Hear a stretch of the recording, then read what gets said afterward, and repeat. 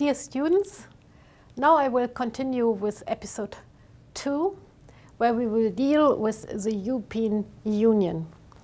While episode 1 taught us about this role of the proactive state, in episode 2 we will discuss the role of the European Union for the transformation towards sustainability. With this second episode, you will understand the characteristics of the European Union, shortly EU. You will also know more about the impediments for a common energy policy, which is, in our opinion, the central part of a transformation towards sustainability. You will have a new understanding about the proactive options of the European Union in the member states, and you will get an overview of the EU options in the international context. Firstly, I will outline a little bit the characteristics and potentials of the European Union. Afterwards, I will examine the impediments for a common European energy policy, and then I will discuss the proactive options at the EU level, which hamper the proactive options at the EU level, and that is firstly possible causes for action at the member states, and secondly possible cause of an international EU action.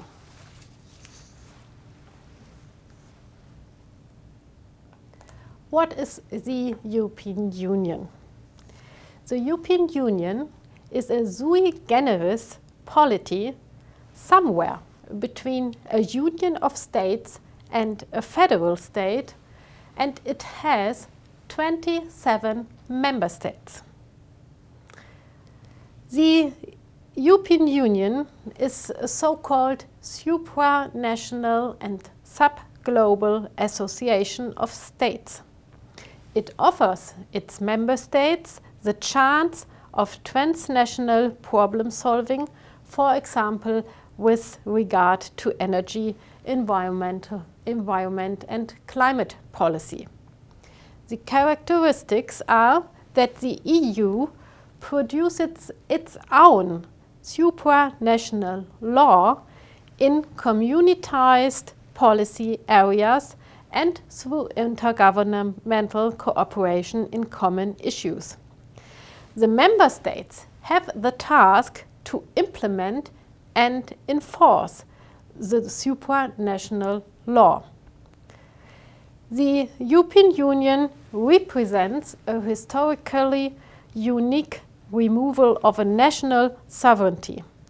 The EU establishes a supranational horizontal and vertical policy integration. The EU built up a transnational European society. Nevertheless, it still preserves each country's local characteristics and traditions. And there is still a lack of democracy and legitimacy.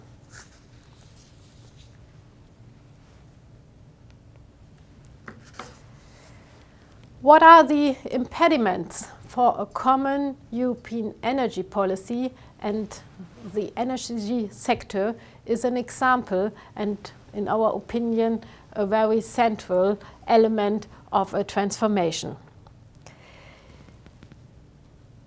The EU is potentially going to play an important role in the great transformation.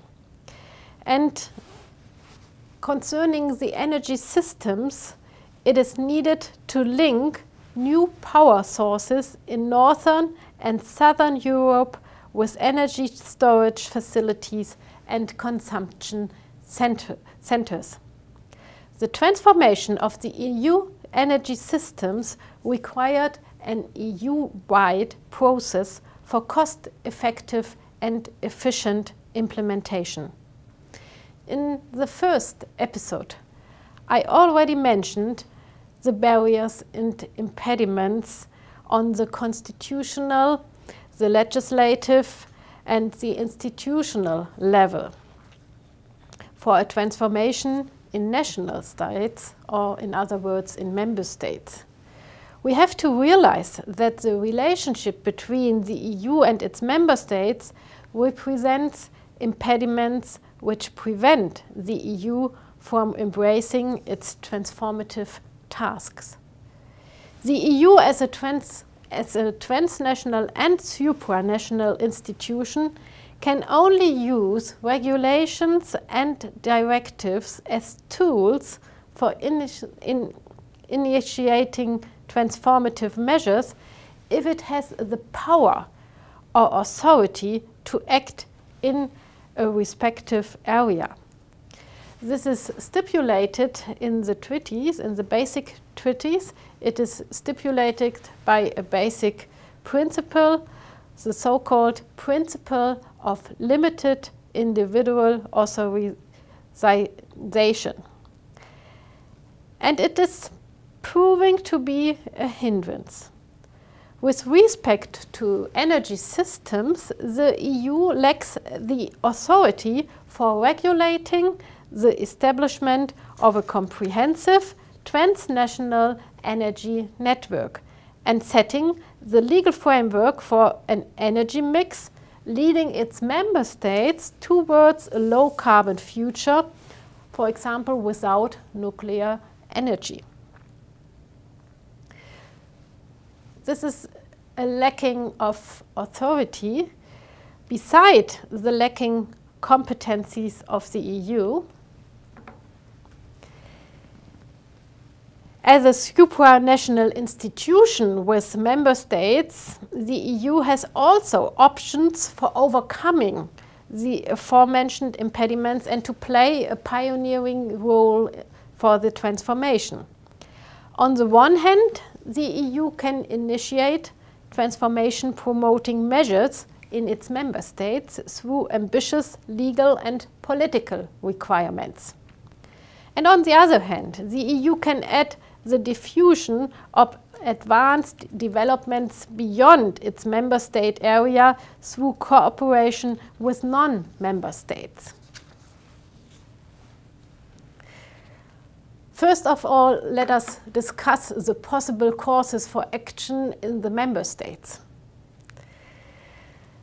Possible courses for action in the member states are the emphasizing of climate protection in EU treaties, the EU climate policy mainstreaming, and that means that climate protection should be a target for all the institutions, the EU institutions like the Council, the Parliament, the Commission, the agencies. Possible courses for action in the member states to promote are also the establishment of a common energy policy, the expansion of EU competencies, and the promotion of the expansion of accelerated renewable energies, the construction of continent-wide energy grids, and an EU-wide grid access. All these courses on this list are possible courses, but they are not yet binding. With the following slides, I would like to go into details of the different courses of actions we suggest. In order to ensure the comprehensive consideration of climate protection in the establishment and implementation of all Union policies and measures, a climate protection objective must first be established on the European primary level, so in the European primary law. That means it has to be anchored in the Treaty on European Union and the Treaty on the Functioning of the European Union. Currently, climate protection is listed only as one of several EU environmental policy objectives in Article 191, Section 1, Number 4 of the Treaty of the Functioning of the European Union. And the current horizontal clause in Article 6 of the Treaty of on the Functioning of the European Union is already calling for a general consideration of environmental protection as per Article 191 in all Union measures. That implies indirectly an obligation to protect the climate, but this is not explicit. And that is why climate protection should be amended explicitly to ensure further protection of the climate. Secondly, climate protection matters and the resultant transformation issues should also be taken into account when structuring the EU institutional architectures. Climate policy mainstreaming should therefore be introduced at Union law level in line with the options available at national level to ensure highly prioritized anchoring of climate protection and transformation issues in all government departments and planned legislative processes. There are already mainstreaming approaches for a transformative energy policy with the strategy Europe 2020, which facilitates technological innovations in the energy sector and ensures compliance with the energy and climate objectives, particularly in the area of energy efficiency and renewable energies.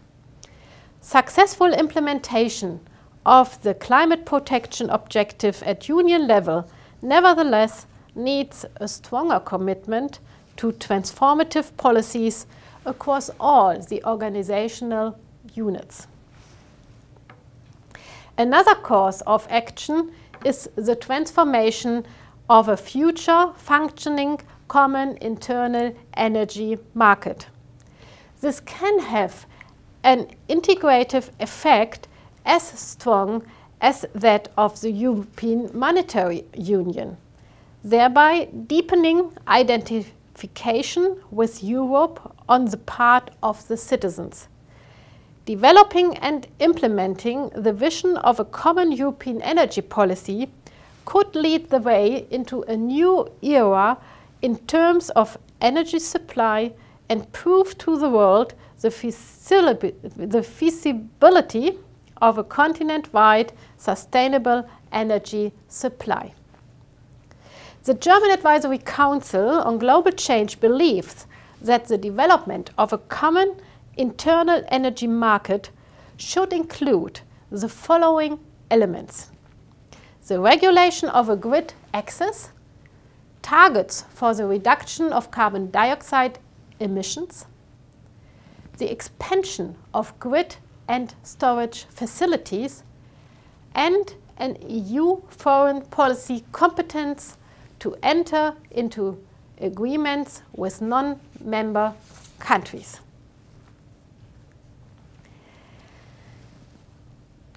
Transformative actions on the part of the EU in the area of energy systems and policy also demand the granting of the respectively necessary competences. And this is a very important element. The EU can take actions, I mentioned it already, only to the extent to which it has been conferred its member states' sovereignty rights as a supranational institution.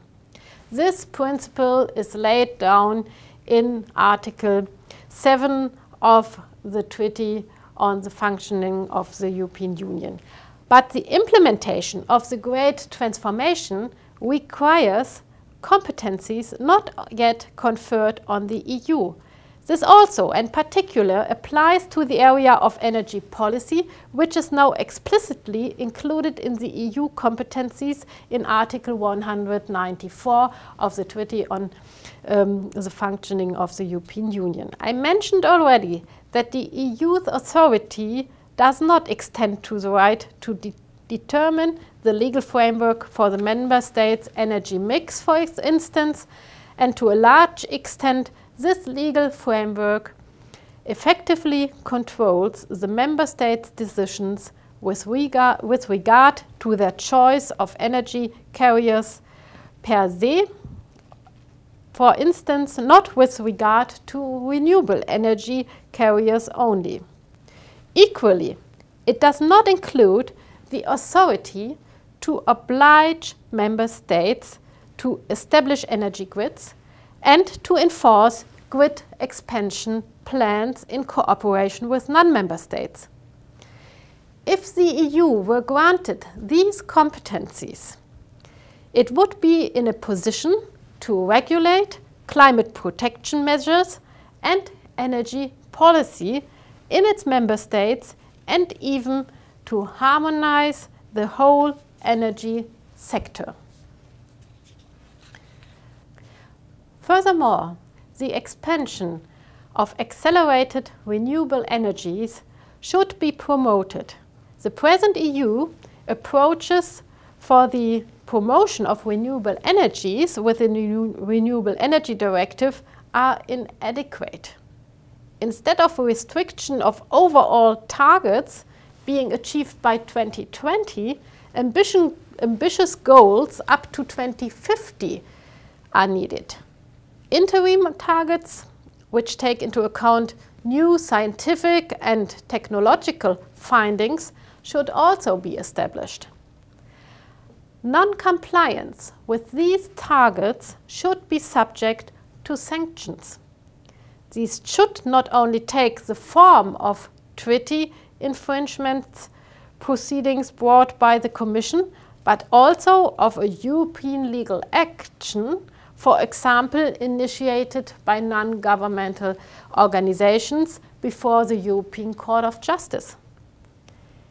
In addition, the incentives should be structured in a way that encourages investments to be made where they are profitable on the basis of local geographical conditions. Therefore, the Council recommends the introduction of a standard EU feed-in tariff. To increase the effectiveness of this financial promotion of renewable energy carriers, the subsidies for fossil and nuclear power fueled energy generation should be phased out. Finally, accompanying and binding energy efficiency targets should be established. The EU already has the competence to do so under Article 194 of the Treaty on the Functioning of the European Union. Let us now take a look at the costs. The cost-effective expansion of renewable energies demands a continent-wide production, consumption and storage network. This requires the expansion and rebuilding of transnational infrastructures. A transcontinental high-performance electricity supergrid should be created in Europe to allow the pan-European exchange of electricity. The grid should also be linked to neighboring countries that produce power or store it, for example, connections to Norway's power plant storage capacities, to offshore wind farms, or to solar thermal plants in Africa. Apart from offsetting regional and temporal energy supply fluctuations, this contributes to the efficiency and improvement of the strategic supply situation, as it allows optimum use of locations particularly well suited to the respective resource, and compensation in the event of import shortfalls. The grid expansion requires substantial investments, particularly in regions which are unable to attract private investors. These regions therefore require public aid. And the requisite funds should also be made available at European level. In addition, government incentives are called for example, the offer of low interest loans and possibly the introduction of a legal obligation to expand the grids, assuming this is economically feasible.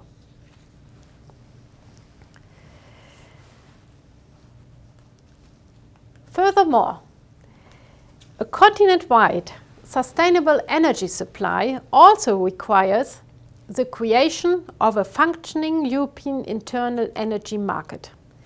The European internal energy market has as yet not been sufficiently liberalized to allow the emerging unlimited grid access and transnational trade. The third internal energy market legislative package does not include an adequate implementation of the measures. The German Advisory Council on Global Change supports the liberalization of the member state energy markets under union law. This liberalization is characterized by a regulated network access model. This essentially requires the establishment of an appropriate regulatory authority. In order to open up opportunities for new energy market actors and in order to remove the existing legal and actual barriers to European energy network access, member states must additionally ensure the implementation of the third internal energy market legislative package. Furthermore, the Agency for the Cooperation of Energy Regulators, the European Network of Transmission System Operators for Electricity, and the European Network of Transmission System Operators for Gas must be supported, not least to facilitate coordinated EU-wide energy grid expansion.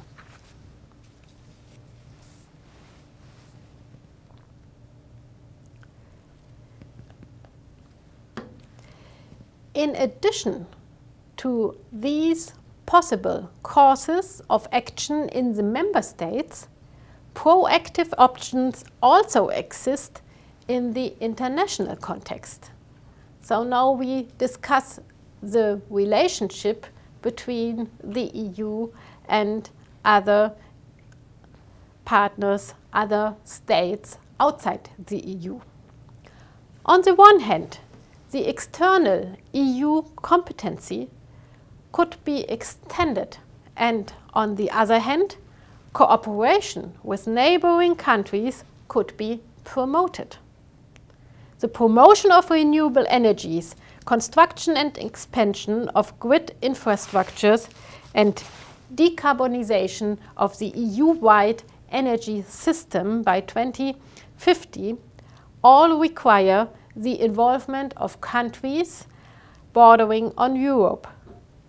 In the Council's view, the EU should therefore, firstly, exploit its existing external competencies with regard to the agreement of international law treaties fully, and secondly, be granted further external competencies beyond those it currently has, to sign international agreements about grid infrastructure and other measures.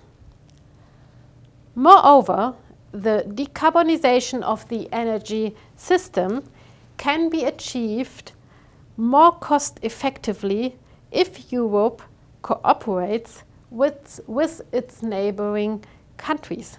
A core element would be the energy partnerships between the EU and North Africa in order to utilize the favorable local conditions for renewable energies.